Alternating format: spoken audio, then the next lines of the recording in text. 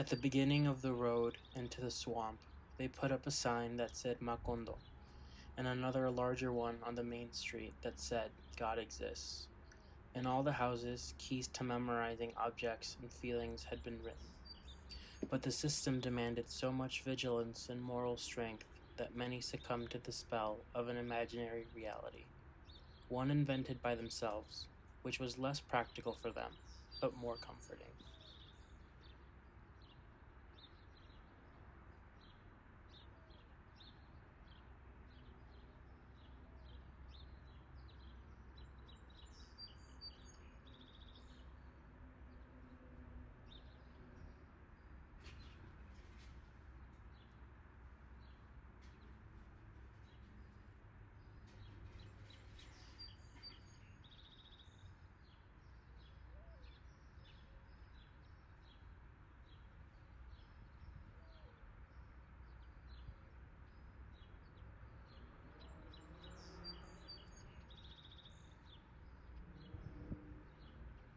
They had indeed contracted the illness of insomnia.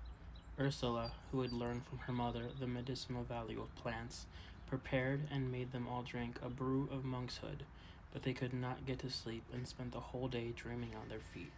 In that state of hallucinated lucidity, not only did they see the images of their own dreams, but some saw the images dreamed by others. It was as if the whole house were full of visitors.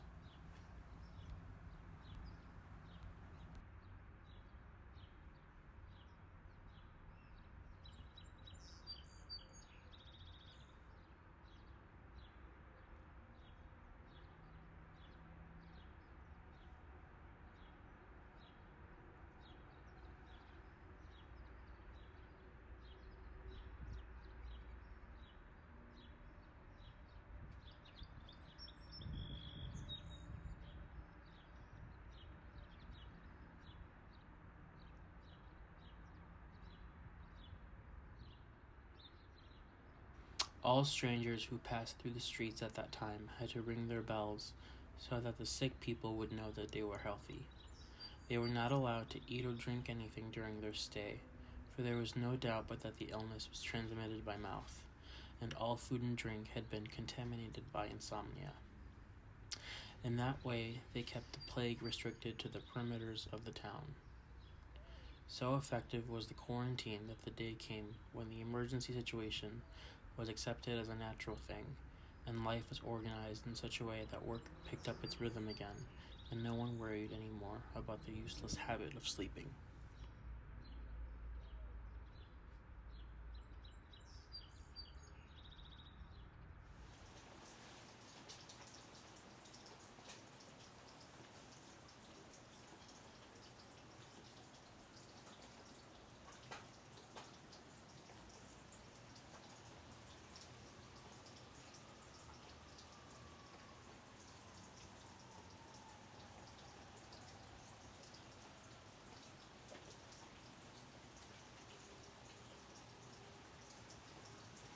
The sign that he hung on the neck of the cow was an exemplary proof of the way in which the inhabitants of Macondo were prepared to fight against loss of memory.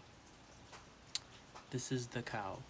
She must be milked every morning so that she will produce milk, and the milk must be boiled in order to be mixed with coffee to make coffee and milk. Thus they went on living in a reality that was slipping away, momentarily captured by words, but which would escape irremediably when they forgot the values of the written letters.